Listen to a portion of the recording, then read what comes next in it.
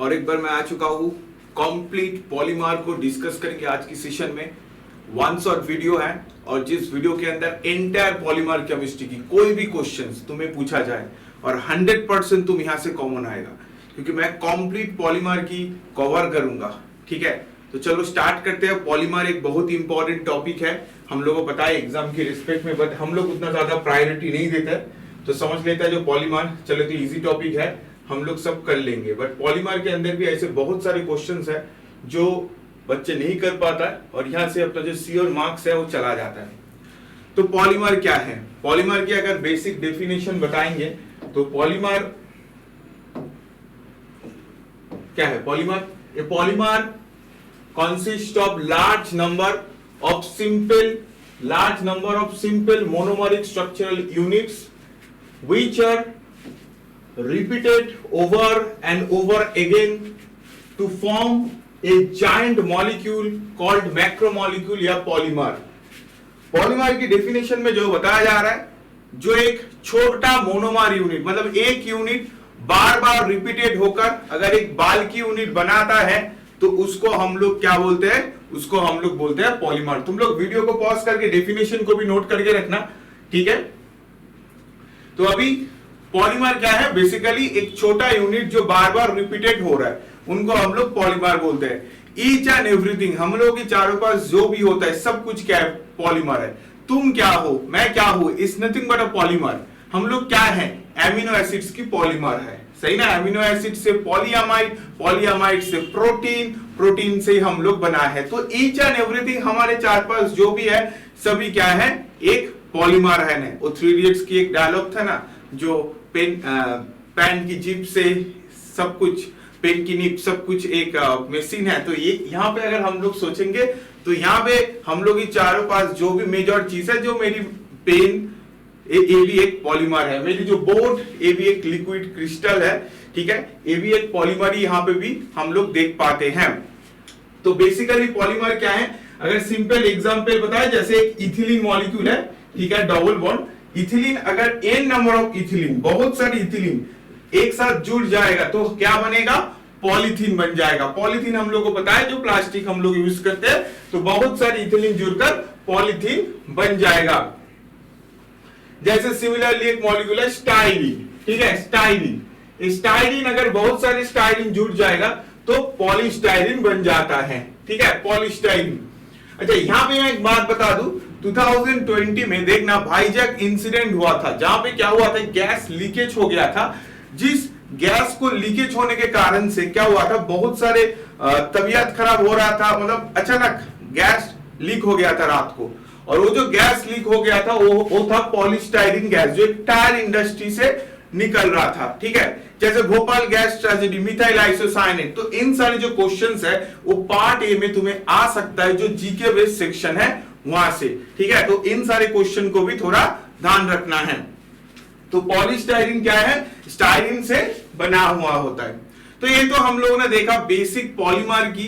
अभी आता है पॉलीमर की क्लासिफिकेशन, जो कितने टाइप ऑफ पॉलीमर बनता है। तो चलो जाते हैं जो पॉलीमर की क्लासिफिकेशन। तो मैंने क्लासिफिकेशन को जनरली 5 टाइप में डिवाइड किया। क्या किया? 5 टाइप में डिवाइड किया। जो सबसे पहला पॉलीमर है दैट इज द आइसोटैक्टिक पॉलीमर। अगर तुम आइसोटैक्टिक पॉलीमर को अच्छे से ऑब्जर्व करोगे, यहाँ पे देखो सारे की जो स्टीरियोकेमिस्ट्री है, ये जो सारी स्टीरियोकेमिस्ट्री है ना, ये सब क्या है? सेम अरेंजमेंट है, मतलब एक सिमेट्रिकल अरेंजमेंट है। अगर ए आर होगा, ए बी आर होगा, ए आर आर आर, ये सब है। मतलब सपोज ये डी कॉन्फ़िगरेशन है तो ए बी डी होगा, ए बी डी होगा, ए बी डी होगा, ए बी डी होगा, जो होता है ना डेक्स्ट्रो और लिवर रोटेशन। तो यहाँ पे सारे क्या होगा? डेक्स्ट्रो होगा, क्योंकि सब देखो एक सेम अरेंजमेंट में, एक सिमेट्रिकल अरेंजमेंट में है। और अगर ऐसे सिमेट्रिकल अरेंजमेंट में हम लोग देखते हैं तो उस टाइप ऑफ पॉलीमर को हम लोग बोलते हैं आइसोटैक्टिक पॉलीमर। क्या बोलते हैं? उस टाइप ऑफ पॉलीमर को हम लोग बोलते हैं आइसोटैक्टिक पॉलीमर। तो ये बहुत इंपॉर्टेंट है, जो आइसोटैक्टिक पॉलीमर किसको बोलेंगे? जब सारे अरेंजमेंट सेम साइड होगा। तो अभी देखेंगे बीएचयू में इसके ऊपर एक बहुत क्वेश्चन आता है, जिसे बोला जाता है जिग्लर-नाटा कैटलिस्ट। जिग्लर-नाटा कैटलिस्ट, ठीक है, जो जिगलर नाइट्रा कैटलिस्ट पे हम लोग क्या यूज करते हैं तुम लोग बताओगे, ठीक है? तुम लोग बताओगे या मैं बता दूं? अच्छा ठीक है, मैं बता देता हूं। AlEt3 प्लस TiCl4, ठीक है? ये होता है जिगलर नाइट्रा कैटलिस्ट। इस जिगलर नाइट्रा जो कैटलिस्ट है, ठीक है, इसके अंदर क्या होता है, जिगलर नाइट्रा कैटलिस्ट जो नोबेल प्राइज मिला था, ठीक है, वो बेसिकली नोबेल प्राइज उसको मिला था इस आइसोटैक्टिक पॉलीमर को बनाने के लिए। आइसोटैक्टिक मतलब सेम अरेंजमेंट, क्या होगा, सेम अरेंजमेंट होगा। उसके बाद आता है आइसोटैक्टिक पॉलीमर के बाद जो नेक्स्ट पॉलीमर आता है, इसको नोट करके रखो आइसोटैक्टिक को। नेक्स्ट जो पॉलीमर आता है एटैक्टिक पॉलीमर। क्या पॉलीमर बोला जा रहा है नेक्स्ट पॉलीमर को? एटैक्टिक पॉलीमर। एटैक्टिक पॉलीमर की जो खास बात है, यहां पे देखो ऑल्टरनेटिव आ गया, ऑल्टरनेटिव आ गया। मतलब अगर सपोज ये वाला डी होगा तो ये वाला एल होगा, ये वाला डी होगा तो ये वाला एल होगा, मतलब एक ऑल्टरनेटिव। अगर सेम स्टीरियोकेमिस्ट्री था उसको हम लोग बोला था आइसोटैक्टिक, अगर ऑल्टरनेटिव होगा तो उसको बोला जाएगा एटैक्टिक। तो इसको नोट करके रखो, ये दोनों जो पॉइंट है बहुत ज्यादा इंपॉर्टेंट है।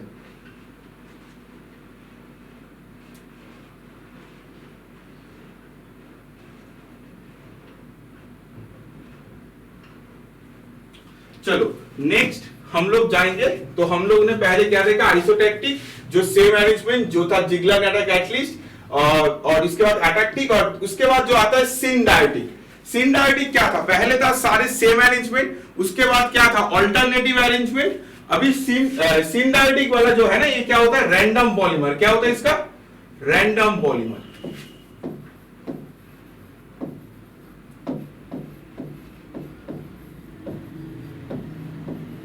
क्या होता है, रैंडम पॉलीमर। मतलब देखो डी, सपोज से D D L D L D D L, ऐसे क्या होगा, रैंडम होगा। तो रैंडम होगा तो उसको बोलेंगे सिनडायोटिक। तो तीनों टाइम पिया। पहले क्या पढ़ा, आइसोटैक्टिक जहां पे सारे सिमेट्रिकल होगा, सेम आएगा। उसके बाद क्या पढ़ा, एटैक्टिक जहां पे ऑल्टरनेटिव होगा, और लास्ट में पढ़ा सिनडायोटिक जहां पे रैंडम पॉलीमर होगा। उसके बाद जो नेक्स्ट पॉलीमर आता है that is the copolymer. Copolymer क्या है, देखो अभी तक हम लोग जो भी पॉलीमर पढ़ रहे थे वहां पे एक ही मोनोमर यूनिट बार बार रिपीट हो रहा था। जैसे पॉलीथिलीन, वहां पे इथिलीनी बार बार रिपीट होगा, पॉलीस्टाइरीन स्टाइरीनी बार बार रिपीट होगा। तो मतलब एक ही मोनोमर यूनिट बार बार रिपीट हो रहा था। बट कोपॉलीमर में तुम देख सकते हो यहाँ पे दो टाइप ऑफ पॉलीमर हो सकता है, जैसे A B B B A B. मतलब क्या हो सकता है, यहाँ पे more than one monomer unit हो सकता है। यहाँ पे ए बी क्या है, डिफरेंट मोनोमर है। मतलब जब दो मोनोमर यूनिट से पॉलीमर बनता है, या दो से ज्यादा भी हो सकता है, उनको हम लोग कोपॉलीमर बताएंगे। ठीक है, कोपॉलीमर। नॉर्मल पॉलीमर में आइसोटैक्टिक, एटैक्टिक, सिनडायोटिक, यहाँ पे एक ही मोनोमर यूनिट बार बार रिपीट हो रहा था। बट कोपॉलीमर में क्या है, more than one monomer unit है। More than one monomer unit होगा तो उसको हम लोग कोपॉलीमर बोलेंगे। कोपॉलीमर यहाँ पे एक रैंडम अरेंजमेंट में है, रैंडम अरेंजमेंट में है। बट अगर कोपॉलीमर एक सिमेट्रिकल अरेंजमेंट में आ जाएगा, ठीक है, जैसे यहां पे देखो ब्लॉक फॉर्म में है, A B B B A B B B A B B B, ऐसे क्या एक सिमेट्रिकल अरेंजमेंट में आ रहा है। मतलब एक ब्लॉक फॉर्म कर रहा है, डिफरेंट मोनोमर है बट एक ब्लॉक फॉर्म कर रहा है। जैसे कोपॉलीमर में ऐसे ब्लॉक नहीं कर रहा था, वहां पे एक रैंडम अरेंजमेंट में था। बट यहां पे क्या है, एक ब्लॉक फॉर्म कर रहा है, छोटा छोटा ब्लॉक फॉर्म कर रहा है। तो इसको हम लोग क्या बोलेंगे, इसको बोलेंगे ब्लॉक पॉलीमर। क्या बोलेंगे, ब्लॉक पॉलीमर। ब्लॉक पॉलीमर भी एक वन क्लास ऑफ कोपॉलीमर ही है, क्योंकि यहां पे भी डिफरेंट मोनोमर यूनिट है। बट ब्लॉक पॉलीमर में एक छोटा छोटा ब्लॉक यहां पे है। ठीक है, तो ये था तुम्हारा क्लासिफिकेशन। इस पांचों क्लासिफिकेशन किया जाता है पॉलीमर का। तो अभी आते हैं हम लोग की जो सबसे इंपॉर्टेंट पॉइंट, जो पॉलीमर्स की डिफरेंट नेम, डिफरेंट क्लास, कौन सी पॉलीमर किससे बना हुआ होता है, जहां से सबसे ज्यादा क्वेश्चन हम लोग को कॉमन आता है। तो यहां पे है, एक साइड है मोनोमर, एक साइड है पॉलीमर। क्या किया मैंने, एक साइड मोनोमर और एक साइड पॉलीमर। मैंने यहाँ पे सारे रिसर्च करके जो इंपॉर्टेंस है एग्जाम की रेस्पेक्ट में इन सबको ही कनेक्ट किया और इसके अंदर ही तुम्हारा सारे जो एमएससी एंट्रेंस है, नेट गेट, सबकी पीवाईक्यूज तो सॉल्व इसके अंदर ही हो जाएगा और इन फ्यूचर में जो भी क्वेश्चंस आएगा तुम सब यहां से कर सकते हो। तो सबसे पहले जो मोनोमर मैंने लिखा दैट इज द इथिलीन। क्या लिखा मैंने? इथिलीन लिखा। इथिलीन CH2CH2, इथिलीन से क्या बनता है? पॉलीइथिलीन। ये हम लोगों ने ऑलरेडी पढ़ चुके हैं। नेक्स्ट में देखो प्रोपिलीन। क्या है? Propylene CH2 propylene. प्रोपिलीन से क्या बनेगा? पॉलीप्रोपिलीन बनेगा, क्योंकि प्रोपिलीन बार बार रिपीट हो रहा है तो क्या बनेगा? पॉलीप्रोपिलीन। तुम लोग वीडियो को पॉज करके धीरे धीरे नोट कर सकते हो, ठीक है, कोई बात नहीं है। उसके बाद नेक्स्ट जो आता है that is the vinyl chloride. Vinyl chloride का फॉर्मूला क्या है? विनाइल क्लोराइड का फॉर्मूला है CH2CH2CH विनाइल क्लोराइड, जिससे क्या बनता है? पॉलीविनाइल क्लोराइड बनता है, जिसको हम लोग शॉर्टकट में बोलते हैं PVC। विनाइल क्लोराइड की जो पॉलीमर है that is the polyvinyl chloride या PVC, जो पाइप वगैरह में यूज करते हैं। उसके बाद क्या आता है? स्टाइरीन। स्टाइरीन मॉलिक्यूल आता है। स्टाइरीन जो मैंने अभी बताया था, स्टाइरीन से क्या बनता है? पॉलीस्टाइरीन बनता है। उसके बाद देखो यहाँ पे CH211CHCl, ठीक है, अगर CH211CH बेंजीन था, मतलब C6H5 फिनाइल ग्रुप, तब इसको स्टाइरीन बोला जा रहा है। और अगर CN हो जाएगा तो इसको बोला जाता है एक्रोइल नाइट्राइल। क्या नाम है इसका? एक्रोइल नाइट्राइल। इंपॉर्टेंट है, नोट करके रखो। और जब ये पॉलीमर में कन्वर्ट होता है तो इसको बोला जाता है पॉलीएक्रोइल नाइट्राइल। क्या बोला जाता है? पॉलीएक्रोइल नाइट्राइल। और इस पॉलीएक्रोइल नाइट्राइल की जो शॉर्ट फॉर्म है दैट इज कॉल्ड पैन। क्या बोला जाता है? क्या बोला जाता है शॉर्टकट में? शॉर्टकट में बोला जाता है पैन। इसके बाद नेक्स्ट पॉलीमर में जाएंगे। नेक्स्ट जो पॉलीमर है, अगर 1,3-ब्यूटाडाइन का पॉलीमर होगा, जिसको हम लोग बोलेंगे बुना रबर। बुना रबर, जो रबर होता है ना, रबर में बेसिकली क्या होता है? 1,3-ब्यूटाडाइन होता है। क्या होता है? बुना रबर 1,3-ब्यूटाडाइन होता है रबर में। उसके बाद क्या आता है? CH211CH2 tetrafluoroethylene. बेसिकली इथिलीन है, जो इथिलीन की चार हाइड्रोजन होता है, चारों हाइड्रोजन के पोजीशन में चारों फ्लोरीन आ चुका है, तो इसको बोला जाता है टेट्राफ्लोरोइथिलीन। और इस टेट्राफ्लोरोइथिलीन से जो पॉलीमर बनता है उसको क्या बोला जाता है? उसको बोला जाता है टेफ्लॉन। क्या बोला जाता है? टेफ्लॉन। टेट्राफ्लोरोइथिलीन से बनता है टेफ्लॉन। उसके बाद जो नेक्स्ट है दैट इज कॉल्ड आइसोप्रीन। क्या है? आइसोप्रीन। ये आइसोप्रीन बहुत इंपॉर्टेंट है। आइसोप्रीन की स्ट्रक्चर है, इसका C5H8 होता है इसका फॉर्मूला। बेसिकली इस आइसोप्रीन से तुम्हारा तारपीन जो होता है ना, तारपीन ये बनता है, ठीक है, तारपीन बनता है। जो 5 कार्बन होगा तो मोनोतारपीन, 10 होगा तो हेमिटारपीन, 15 होगा तो सेस्क्यूतारपीन, 20 डाइटारपीन। इसका मैं सेपरेट वीडियो बना दिया है, जहां पे तारपीन जो कंप्लीट जो तारपीन है इसको वहां पे कवर किया गया है, तो उस वीडियो को भी देख लेना, ठीक है, चैनल में प्रोवाइड है। उसके बाद इस तारपीन से, इस आइसोप्रीन यूनिट तारपीन से जो बनता है उसको बोला जाता है नेचुरल रबर। नेचुरल रबर मतलब जो प्लांट में वगैरह में मिलता है उनको हम लोग नेचुरल रबर बोलते हैं। और अगर इसी स्ट्रक्चर की मिथाइल की पोजीशन में क्लोरीन आ जाएगा, ठीक है, मिथाइल की पोजीशन में क्लोरीन आ जाएगा तो उसको हम लोग क्या बोलते हैं? क्लोरोप्रीन। देखो यहाँ पे आइसोप्रीन था क्योंकि आइसो ग्रुप था, ठीक है, इसको आइसोप्रीन। अगर क्लोरीन आ जाएगा तो उसको बोला जाएगा क्लोरोप्रीन। और अगर क्लोरोप्रीन हो जाता है तो उसको बोला जाता है, उसकी जो पॉलीमर का नेम है, पॉलीमर की नेम बोला जाता है नियोप्रीन या आर्टिफिशियल रबर। तो क्या देखा हम लोग? आइसोप्रीन से नेचुरल रबर और क्लोरोप्रीन से आर्टिफिशियल रबर। और एक बार आइसोप्रीन से क्या है? Natural rubber. क्लोरोप्रीन से हम लोग बना रहे आर्टिफिशियल रबर। तो रबर बहुत इंपॉर्टेंट है पॉलीमर की क्लास में। ओके, नेक्स्ट जो पॉलीमर है that is the ethylene glycol और डाइमिथाइल टेरेफ्लेट। इथिलीन ग्लाइकॉल और डाइमिथाइल टेरेफ्लेट से बनता है डेक्रोन। डेक्रोन बेसिकली क्या है? एक पॉलीएस्टर क्लास ऑफ पॉलीमर है, ठीक है, ये भी पीवाईक्यू में आ चुका है। डेक्रोन क्या है? एक पॉलीएस्टर पॉलीमर है। क्या पॉलीमर है? पॉलीएस्टर, ठीक है। इस तुम्हें ऐसे पूछा जाता है जो एक पॉलीएस्टर एमाइड का नाम बताओ।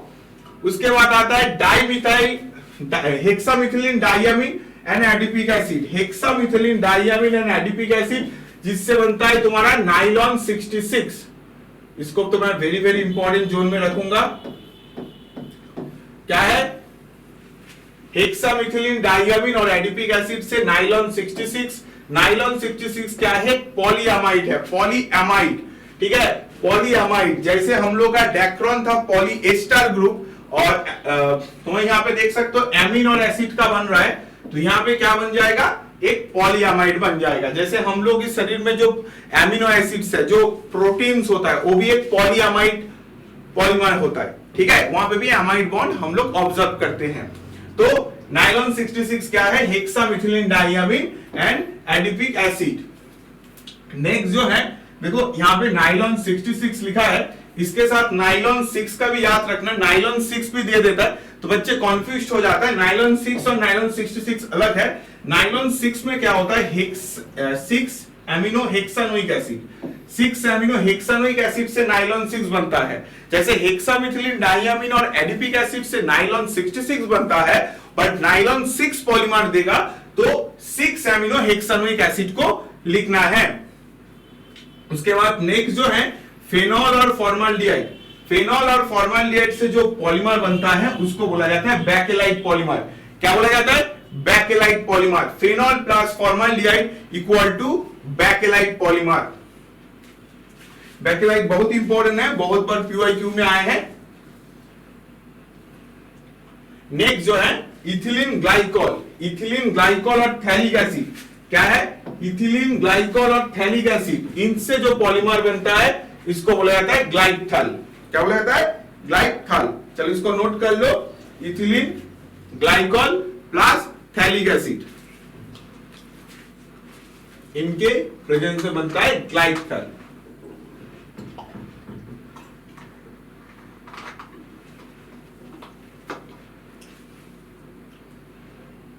इसके बाद हम लोग एक दूसरे पॉइंट में जाएंगे, ठीक है, that is the mass average molar mass and number average molar मास के बारे में। बेसिकली होता है बहुत कुछ, मास एवरेज, वेट एवरेज, इन सब कुछ आता है, बट हम लोग की जो एग्जाम की रिस्पेक्ट में इंपॉर्टेंट है वो basically number average molar mass है। नंबर एवरेज मोलर मास जिसको एम से रिप्रेजेंट किया जाता है, कैपिटल एम, उसके ऊपर बार होता है और सफिक्स के एन लिखा जाता है। तो इसका मीनिंग क्या होता है? देखो नंबर एवरेज मोलर मास की जो फॉर्मूला होता है वो होता है n1 m1 plus n2 m2 plus dot dot nn mn divided by n1 n2 plus dot dot mn। यहां पे n1 क्या है? नंबर ऑफ मॉलिक्यूल, कितने मॉलिक्यूल हैं, और जो m1 n1 है ना, ये सब क्या है? मास। क्या बोला गया? मोलर मास, पॉलीमर की मोलर मास, ठीक है। तो इसकी न्यूमेरिकल आता है, ठीक है। तो इस फॉर्मूला को अच्छे से नोट करके रखना, जो मास नंबर एवरेज मोलर मास n1 m1 plus n2 m2 plus dot dot nn mn और divided by n1 plus n2 plus dot dot nn तक। सिमिलरली ये था तुम्हारे मास एवरेज मोलर मास, और एक होता है तुम्हारा मास एवरेज मोलर मास। वहां पे क्या था? नंबर एवरेज मोलर मास था, वहां पे देखो नंबर था, n था, नंबर, ठीक है, यहाँ पे नंबर था, बट यहाँ पे क्या हो रहा है? यहाँ पे मास एवरेज मोलर मास आ रहा है। मास एवरेज मोलर मास से m से रिप्रेजेंट किया जाता है, कैपिटल M से, और ऊपर बार रहता है, और तो n1 m1 square plus n2 m2 square plus dot dot nn mn square और divided by n1 m1 n2 m2 plus nn mn। तो जस्ट फॉर्मूला को, बेसिक को थोड़ा नोट करके रखो, ठीक है। इस फॉर्मूला से क्वेश्चन पूछा जा सकता है, जो मास एवरेज मोलर मास की फॉर्मूला कौन सा है इसको बताओ। तो इसको मैंने इसलिए पढ़ा है क्योंकि पॉलीमर में एक वैल्यू पूछा जाता है जिसको बोला जाता है पॉली डिस्पर्सिटी इंडेक्स। इस पॉली डिस्पर्सिटी इंडेक्स को फाइंड करने के लिए मुझे इस number average molar mass and mass average molar मास की जरूरत है, इसलिए मैंने इस पॉइंट को यहां पे लाया।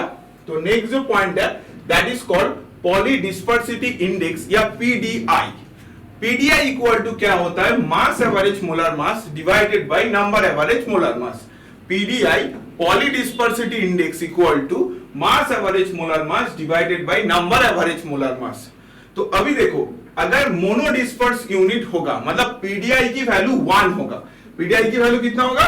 सपोज 1 है, तो 1 कब होगा? अगर मास एवरेज मोलर मास और नंबर एवरेज मोलर मास दोनों सेम हो जाएगा तो दोनों कैंसिल होकर पॉलीडिस्पर्सिटी इंडेक्स की वैल्यू 1 आएगा। मतलब अगर मोनोडिस्पर्स होगा, मोनो मतलब 1, अगर मोनो होगा मतलब पॉलीडिस्पर्स यूनिट का वैल्यू 1 होगा और उसकी क्राइटेरिया क्या होगा? अगर mass average molar mass equal to number average molar mass. तो तुम्हें ऐसे पूछा जा सकता है जो पीडीआई की वैल्यू 1 है या मोनोडिस्पर्स के लिए क्या होगा? Mass M equal to M N greater than equal to M N less than equal to M N. तो तुम क्या बताओगे? मोनोडिस्पर्स है तो यहां पे क्या है? मोनोडिस्पर्स यूनिट में पीडीआई की वैल्यू 1 होगा क्योंकि दोनों कैंसिल हो गया, एक है ना। तो mass average molar mass equal to number average molar mass होगा। बस सपोज पीडीआई की वैल्यू ग्रेटर देन 1 है, मतलब 1 से ज्यादा होगा। तो 1 से ज्यादा होने का क्राइटेरिया क्या है? जो ऊपर वाला टर्म है वो ज्यादा होना होगा। अगर ऊपर वाला टर्म ज्यादा होगा तभी वो वैल्यू हमेशा 1 से ज्यादा देगा। इसका मतलब क्या है? अगर पॉलीडिस्पर्स यूनिट होना होगा, ठीक है, पॉलीडिस्पर्स यूनिट होना होगा मतलब पीडीआई की वैल्यू ग्रेटर देन 1 होना होगा, तो क्या होगा? मास एवरेज मोलर मास की जो वेट है या वैल्यू है, मास एवरेज मोलर मास की जो वैल्यू है वो नंबर एवरेज मोलर मास से ज्यादा होगा। तो मोनोडिस्पर्स की क्राइटेरिया और पॉलीडिस्पर्स की क्राइटेरिया, मोनोडिस्पर्स में mass average equal to number average और पॉलीडिस्पर्स में mass average molar mass is greater than number average molar mass. तो ये था तुम्हारा पॉलीडिस्पर्सिटी इंडेक्स की कॉन्सेप्ट। बच्चे यहां पे इस कॉन्सेप्ट को स्किप करता है बट यहां से भी बहुत सारे क्वेश्चन आता है। मैं लास्ट जिस पॉइंट में बताऊंगा that is one of the most important point, that is the thermoplastic and thermosetting polymer. PYQ में इसके ऊपर भी क्वेश्चन पूछा गया है। तो पहले हम लोग पढ़ेंगे थर्मोप्लास्टिक पॉलीमर। थर्मोप्लास्टिक पॉलीमर क्या बताया जा रहा है? This are polymer which can be easily softened repeatedly when heated and hardened when cooled with little change in their properties। मतलब एक ऐसे पॉलीमर जो बहुत ज्यादा सॉफ्ट है और उसको अगर हम लोग हीट करेंगे उसके बाद कूल करेंगे तो वहां पे क्या होगा? पॉलीमर की जो बेसिक प्रॉपर्टी है वो क्या होगा? हम लोग चेंज कर सकते हैं। जैसे एग्जांपल में बताया जा रहा है polythene, PVC, Teflon etcetera. Suppose तुम्हारे पास एक पीवीसी पाइप है, अगर मैं उसको हीट करूंगा, उसके हीट करने के बाद उसको मैं थोड़ा बेंड कर दूंगा तो क्या होगा? जब वो ठंडा हो जाएगा वो बेंड शेप में ही रहेगा। मैं उसको वापस हीट दिया, वापस उसको ऐसे सीधा कर दिया, ठीक है, वो जब ठंडा हो जाएगा वो ऐसे ही शेप में रहेगा। मतलब क्या? मैं हीट और कूल के प्रोसेस के थ्रू बार बार उस पॉलीमर की जो शेप है ना, उस शेप को मैं चेंज कर रहा हूं। जो पॉलीमर की शेप है उस शेप को चेंज कर रहा हूं। और इस टाइप ऑफ पॉलीमर जहां पे हीट और कूल करने के बाद पॉलीमर की शेप में डिफरेंस आता है, उसे टाइप ऑफ पॉलीमर को हम लोग बोलते हैं थर्मोप्लास्टिक पॉलीमर। क्या बोलते हैं भाई? Thermoplastic polymer. Example polythene, PVC, Teflon etcetera. Okay, समझ आया भाई? बहुत इजी है। थर्मोप्लास्टिक पॉलीमर जहां पे हीट करने के बाद, कूल करने के बाद पॉलीमर की जो स्ट्रक्चरल चेंज हम लोग कर सकते हैं। Example polythene, PVC, Teflon etcetera. उसके बाद आता है थर्मोसेटिंग पॉलीमर। थर्मोसेटिंग पॉलीमर बताया जा रहा है this year polymer which undergo permanent change on heating. अगर हीट करेंगे ना वो एकदम परमानेंट चेंज हो जाएगा, उसके बाद तुम चेंज नहीं कर सकते हो। चेंज करने जाओगे तो ब्रेक हो जाएगा। इस टाइप ऑफ पॉलीमर मतलब वन टाइम, एक बार तुम पॉलीमर बनाओ हीट देकर, उसके बाद तुम उसको चेंज नहीं कर सकते हो। जैसे एग्जांपल में बताया जा रहा है बैकेलाइट। तुम्हें पूछा जाएगा बैकेलाइट किस टाइप ऑफ पॉलीमर है? पीवाईक्यू में आया है थर्मोसेटिंग या थर्मोप्लास्टिक, तो आंसर होगा थर्मोसेटिंग। मतलब ये वन टाइम ही है, इसको तुम चेंज नहीं कर सकते हो। ठीक है, एक बार बना लिया तो बना लिया, बार बार ऐसे हीट दिया कूल किया, हीट दिया कूल किया, चेंज करोगे स्ट्रक्चर, ऐसे पॉसिबल नहीं है। तो ये था तुम्हारा ओवरऑल पॉलीमर केमिस्ट्री।